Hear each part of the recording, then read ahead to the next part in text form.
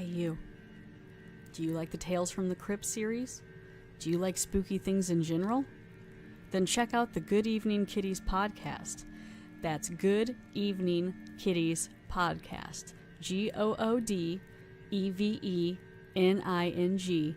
KIDDIES podcast. Each week, I'll review a new episode from the TV series The Tales from the Crypt. Find me on Podbay, Podbean, or iTunes. That's the Good Evening Kitties podcast. Check it out today. Tim isn't a perfect man. He's not the perfect husband or father. He's a guy struggling to provide for his family. No matter how hard he tries, it's all falling apart. When it looks like things can't get any worse, the accident happens. Tim can't remember a thing. Only the sound of twisting metal, of the nightmares, and for the coyote stalking him through the halls of still waters. The doctors are lying, hiding behind false and stolen faces. Tim and the other patients are prisoners. Or is it all in his head? If he could only just remember. Follow Tim on his downward spiral through the asylum, through hell and back, as he uncovers the truth of what happened to his family. Tim E. Less is a disturbed horror thriller of insanity, chemical seduction, and true nightmares come to life. Silent Hill meets The Cell. Sometimes the real horror is remembering. Tim E. Less by Lucas Milian. Available on Amazon Kindle and Amazon Paperback. People's Guide to the Cthulhu Mythos is brought to you by BunnySlippers.com and FoundItemClothing.com. You're not new to the show. You know who they are and what they do. Slippers, novelty shirts from your favorite cult films. Yeah. Okay. This is a reading episode. Next episode should be a full episode, unless there's another reading episode. So, thank you for listening to PGTTCM. Go to us at pgttcm.com, pgttcm.podbean.com, where you can find our Patreon button to help, support the show. You can also go to paypal.me/pgttcm.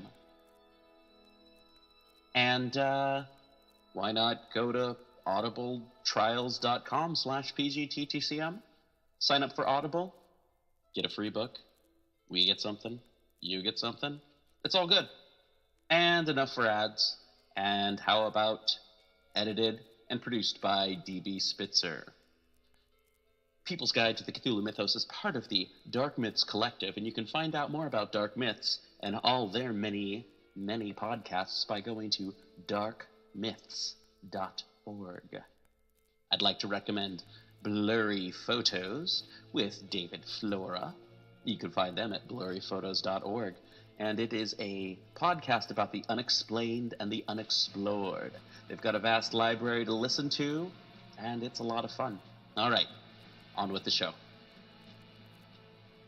People's Guide to the Cthulhu Mythos starts now. The Call of Cthulhu by H.P. Lovecraft. Read by Morgan Scorpion. Part 3. The Madness from the Sea. If heaven ever wishes to grant me a boon, it will be a total effacing of the results of a mere chance which fixed my eye on a certain stray piece of shelf paper. It was nothing on which I would naturally have stumbled in the course of my daily round, for it was an old number of an Australian journal, the Sydney Bulletin for April 18, 1925. It had escaped even the Cutting Bureau, which had at the time of its issuance been avidly collecting material for my uncle's research. I had largely given over my inquiries into what Professor Angle called the Cthulhu cult, and was visiting a learned friend in Paterson, New Jersey, the curator of a local museum and a mineralogist of note. Examining one day the reserve specimens roughly set on the storage shelves in a rear room of the museum, my eye was caught by an odd picture in one of the old papers spread beneath the stones. It was the Sydney Bulletin I have mentioned, for my friend had wide affiliations in all conceivable foreign parts, and the picture was a half-tone cut of a hideous stone image almost identical with that which Legras had found in the swamp. Eagerly clearing the sheet of its precious contents, I scanned the item in detail, and was disappointed to find it of only moderate length. What it suggested, however, was of portentous significance to my flagging quest, and I carefully tore it out for immediate action. It read as follows: Mystery derelict found at sea. Vigilant arrives with helpless armed New Zealand yacht in tow. One survivor and dead man found aboard. Tale of desperate battle and deaths at sea. Rescued seaman refuses particulars of strange experience. Odd idol found in his possession. Inquiry to follow. The Morrison Company's freighter Vigilant, bound from Valparaiso, arrived this morning at its wharf in Darling Harbour, having in tow the battered and disabled but heavily armed steam yacht Alert of Dunedin, New Zealand, which was sighted April the 12th in south latitude 34 degrees 21 minutes, west longitude 152 degrees 17 minutes, with one living and one dead man aboard. The Vigilant left Valparaiso March the 25th, and on April 2nd was driven considerably south of her course by exceptionally heavy storms and monster waves.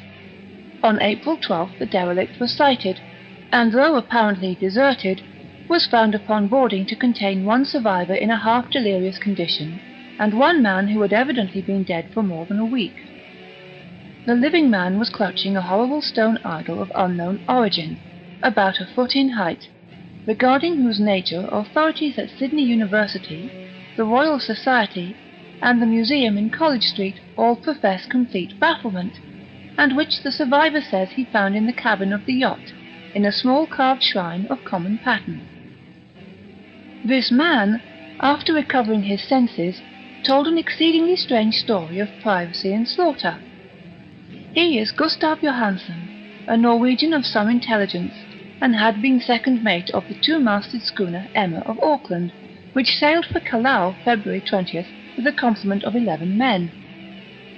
The Emma, he says, was delayed and thrown widely south of her course by the great storm of March the 1st, and on March 22nd, in south latitude 49 degrees 51 minutes, west longitude 128 degrees 34 minutes, encountered the Alert, manned by a queer and evil-looking crew of Kanakas and half-castes.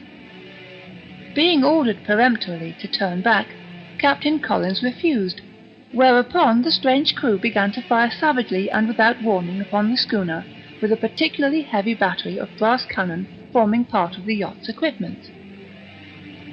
The Emma's men showed fight, says the survivor, and though the schooner began to sink from shots beneath the waterline, they managed to heave alongside their enemy and board her, grappling with the savage crew on the yacht's deck and being forced to kill them all, the number being slightly superior, because of their particularly abhorrent and desperate, though rather clumsy, mode of fighting. 3 of the Emma's men, including Captain Collins and First Mate Green, were killed, and the remaining 8 under Second Mate Johansen proceeded to navigate the captured yacht, going ahead in their original direction to see if any reason for their ordering back had existed. The next day, it appears, they raised and landed on a small island, although none is known to exist in that part of the ocean, and 6 of the men somehow died ashore, though Johansen is queerly reticent about this part of his story, and speaks only of their falling into a rock chasm. Later, it seems, he and one companion boarded the yacht and tried to manage her, but were beaten about by the storm of April the 2nd. From that time till his rescue on the 12th, the man remembers little, and he does not even recall when William Bryden, his companion, died. Bryden's death reveals no apparent cause, and was probably due to excitement or exposure. Cable advices from Dunedin report that the Alert was well known there as an island trader, and bore an evil reputation along the waterfront. It was owned by a curious group of half-castes, whose frequent meetings and night trips to the woods attracted no little curiosity, and it had set sail in great haste just after the storm and earth tremors of March the 1st. Our Auckland correspondent gives the Emma and her crew an excellent reputation, and Johansen is described as a sober and worthy man. The Admiralty will institute an inquiry on the whole matter beginning tomorrow, at which every effort will be made to induce Johansen to speak more freely than he has done hitherto. This was all, together with the picture of the hellish image. But what a train of ideas it started in my mind! Here there were new treasuries of data on the Cthulhu cult, and evidence that it had strange interests at sea as well as on land. What motive prompted the hybrid crew to order back the Emma as they sailed about with their hideous idol? What was the unknown island on which 6 of the Emma's crew had died, and about which the mate Johansen was so secretive? What had the Vice Admiralty's investigation brought out, and what was known of the noxious cult in Dunedin? And most marvellous of all, what deep and more than natural linkage of dates was this, which gave a malign and now undeniable significance to the various turns of events so carefully noted by my uncle? March the 1st, or February the 28th, according to the international dateline, the earthquake and storm had come. From Dunedin, the alert and her noisome crew had darted eagerly forth as if imperiously summoned, and on the other side of the earth, poets and artists had begun to dream of a strange, dank Cyclopean city, whilst a young sculptor had moulded in his sleep the form of the dreaded Cthulhu. March 23rd, the crew of the Emma landed on an unknown island and left 6 men dead, and on that day the dreams of sensitive men assumed a heightened vividness and darkened with dread of a giant monster's malign pursuit, whilst an architect had gone mad and a sculptor had lapsed suddenly into delirium. And what of this storm of April the 2nd, the date on which all dreams of the dank city ceased, and Wilcox emerged unharmed from the bondage of strange fever? What of all this, and of those hints of old Castro about the sunken, star-born old ones and their coming reign, their faithful cult, and their mastery of dreams? Was I tottering on the brink of cosmic horrors beyond man's power to bear? If so, they must be horrors of the mind alone, for in some way the 2nd of April had put a stop to whatever monstrous menace had begun its siege of mankind's soul. That evening, after a day of hurried cabling and arranging, I bade my host adieu and took a train for San Francisco. In less than a month I was in Dunedin, where, however, I found that little was known of the strange cult members who had lingered in the old sea taverns. Waterfront scum was far too common for special mention, though there was vague talk about one England trip these mongrels had made, during which faint drumming and red flame were noted on the distant hills. In Auckland, I learned that Johansen had returned, with yellow hair turned white, after a perfunctory and inconclusive questioning at Sydney, and had thereafter sold his cottage in West Street and sailed with his wife to his old home in Oslo. Of his stirring experience, he would tell his friends no more than he had told the Admiralty officials, and all they could do was to give me his Oslo address. After that I went to Sydney, and I talked profitlessly with seamen and members of the Vice Admiralty Court. I saw the Alert, now sold and in commercial use, at Circular Quay in Sydney Cove, but gained nothing from its non-committal bulk.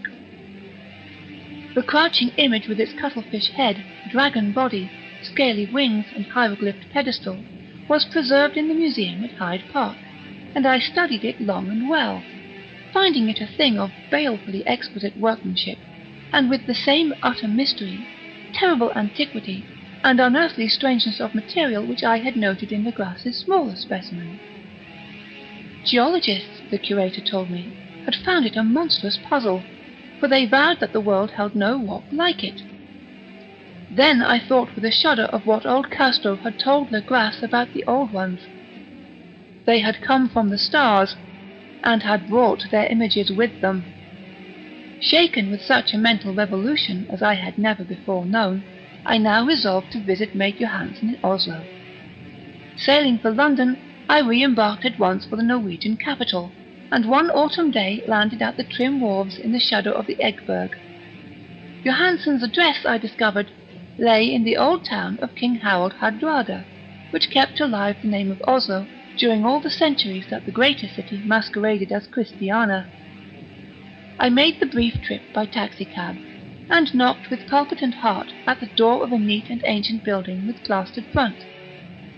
A sad-faced woman in black answered my summons, and I was stung with disappointment when she told me in halting English that Gustav Johansen was no more. He had not long survived his return, said his wife, for the doings in 1925 had broken him.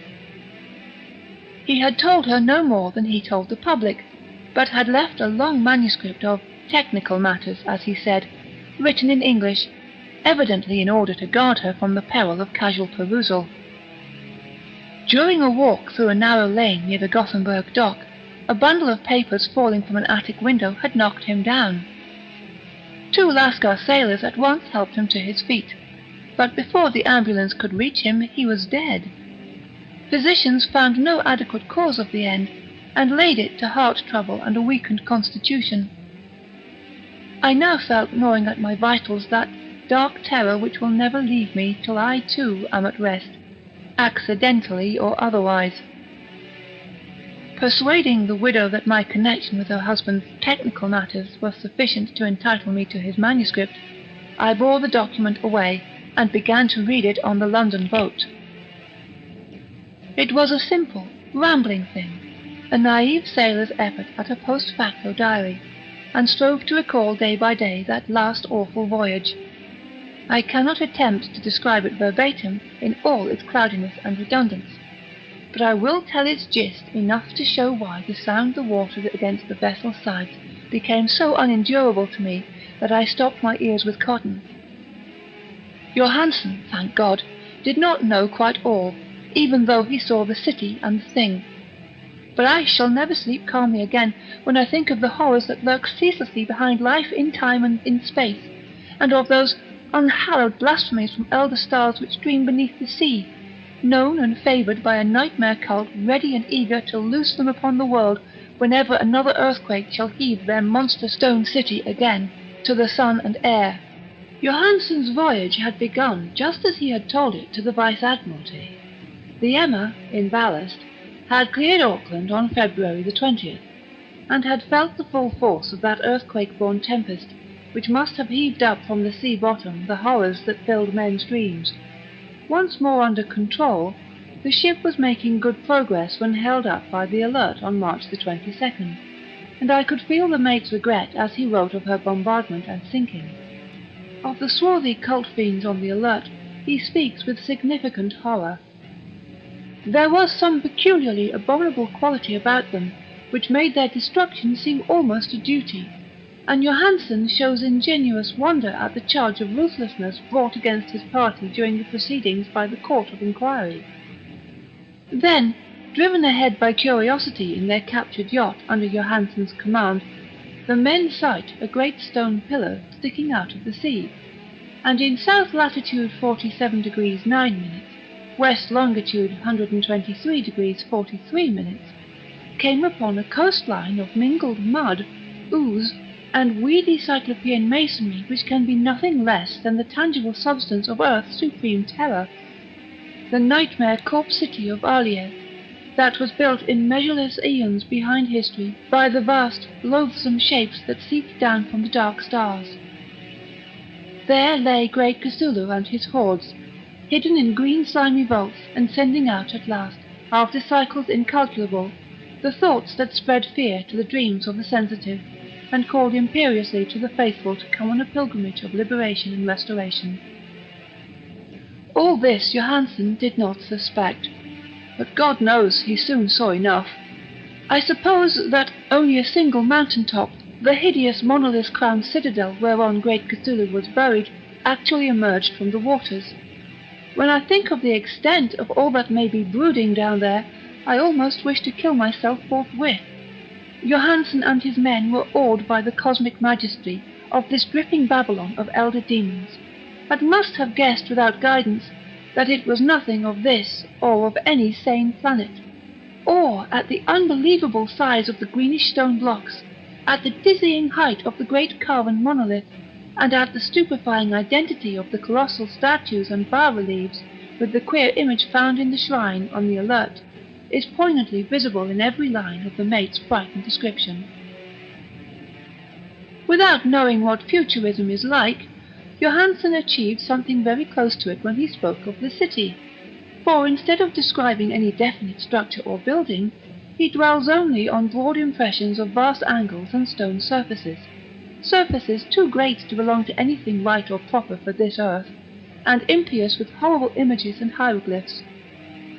I mention his talk about angles because it suggests something Wilcox had told me of his awful dreams, He said that the geometry of the dream place he saw was abnormal, non-Euclidean, and loathsomely redolent of spheres and dimensions apart from ours. Now, an unlettered seaman felt the same thing whilst gazing at the terrible reality. Johansen and his men landed at a sloping mud bank on this monstrous acropolis, and clambered slipperily up over Titan oozy blocks which could have been no mortal staircase. The very sun of heaven seemed distorted when viewed through the polarizing miasma welling out from this sea-soaked perversion, and twisted menace and suspense lurked leeringly in those crazily elusive angles of carven rock, where a second glance showed concavity after the first showed convexity. Something very like fright had come over all the explorers before anything more definite than rock and ooze and weed was seen.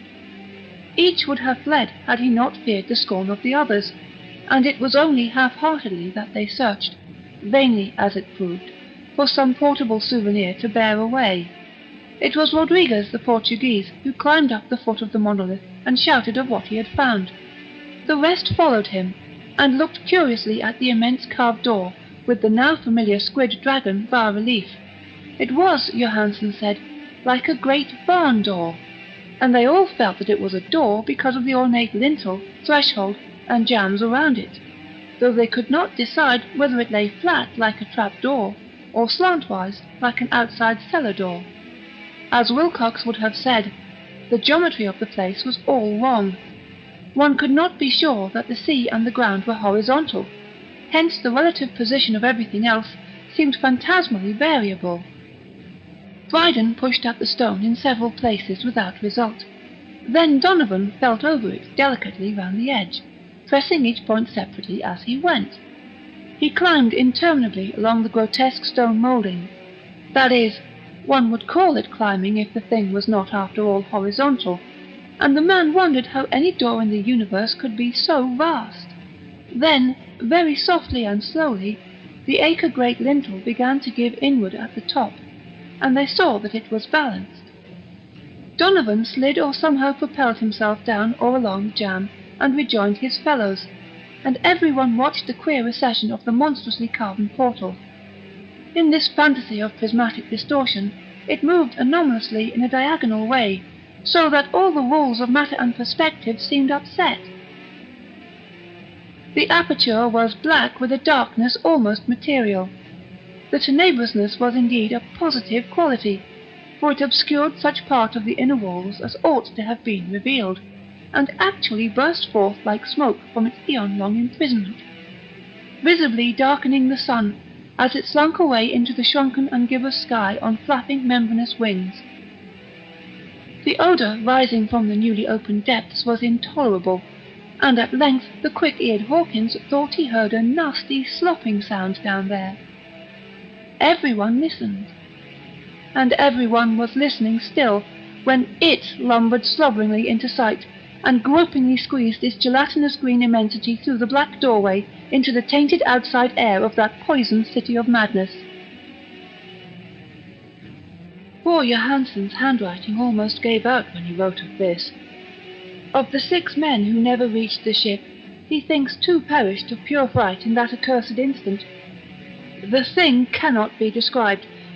There is no language for such abysms of shrieking and immemorial lunacy, such eldritch contradictions of all matter, force, and cosmic order. A mountain walked or stumbled. God! What wonder that across the earth the great architect went mad, and poor Wilcox raved with fever in that telepathic instant? The thing of the idols, the green, sticky spawn of the stars, had awakened to claim his own. The stars were right again, and what an age-old cult had failed to do by design, a band of innocent sailors had done by accident. After vigintillions of years, great Cthulhu was loose again, and ravening for delight. 3 men were swept up by the flabby claws before anybody turned. God rest them, if there be any rest in the universe.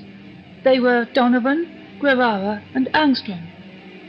Parker slipped as the other 3 were plunging frenziedly over endless vistas of green-crusted rock to the boat, and Johansen swears he was swallowed up by an angle of masonry which shouldn't have been there, an angle which was acute, but behaved as if it were obtuse. So only Brydon and Johansen reached the boat, and pulled desperately for the Alert as the mountainous monstrosity flopped down the slimy stones and hesitated, floundering, at the edge of the water.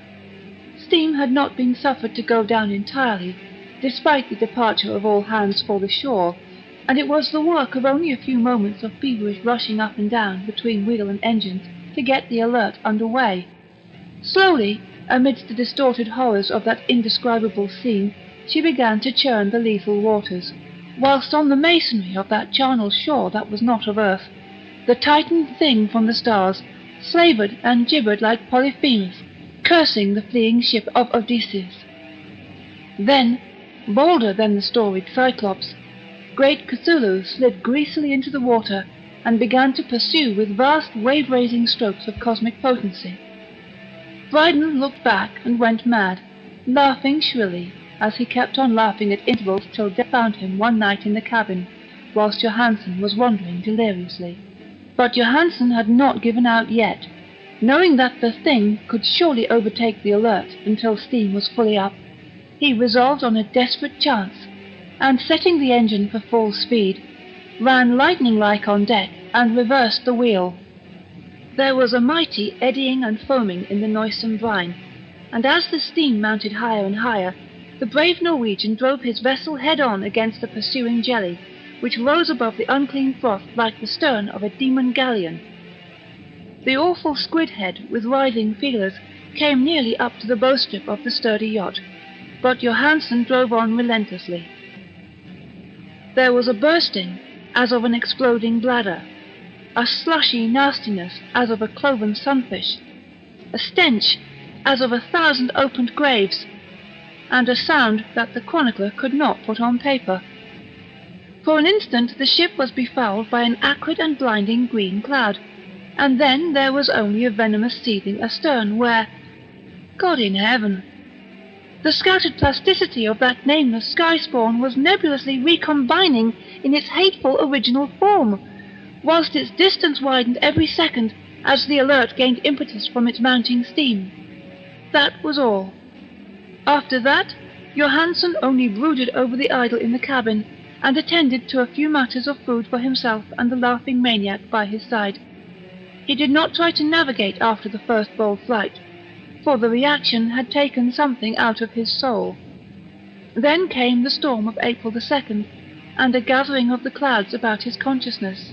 There is a sense of spectral whirling through liquid gulfs of infinity, of dizzying rides through reeling universes on a comet's tail, and of hysterical plunges from the pit to the moon, and from the moon back again to the pit, all livened by a cachinnating chorus of the distorted, hilarious elder gods, and the green, bat-winged mocking imps of Tartarus. Out of that dream came rescue, the Vigilant, the Vice-Admiralty Court, the streets of Dunedin, and the long voyage home back to the old house by the Egerberg. He could not tell. They would think him mad. He would write of what he knew before death came, but his wife must not guess. Death would be a boon if it could only blot out the memories. That was the document I read, and now I have placed it in the box beside the bas-relief and the papers of Professor Angle. With it shall go this record of mine, the test of my own sanity, wherein is pieced together that which I hope may never be pieced together again. I have looked upon all that the universe has to hold of horror, and even the skies of spring and the flowers of summer must ever afterward be poison to me. But I do not think my life will be long. As my uncle went, as poor Johansen went, so I shall go. I know too much, and the cult still lives. Cthulhu still lives too, I suppose, again in that chasm of stone which has shielded him since the sun was young. His accursed city is sunken once more, for the Vigilant sailed over the spot after the April storm. But his ministers on earth still bellow and prance and slay around idol-capped monoliths in lonely places. He must have been trapped by the sinking whilst within his black abyss, or else the world would by now be screaming with fright and frenzy. Who knows the end? What has risen may sink, and what has sunk may rise. Loathsomeness waits and dreams in the deep, and decay spreads over the tottering cities of men. A time will come, but I must not and cannot think. Let me pray that, if I do not survive this manuscript, my executors may put caution before audacity, and see that it meets no other eye. That was the end of The Call of Cthulhu by H.P. Lovecraft, read by Morgan Scorpion.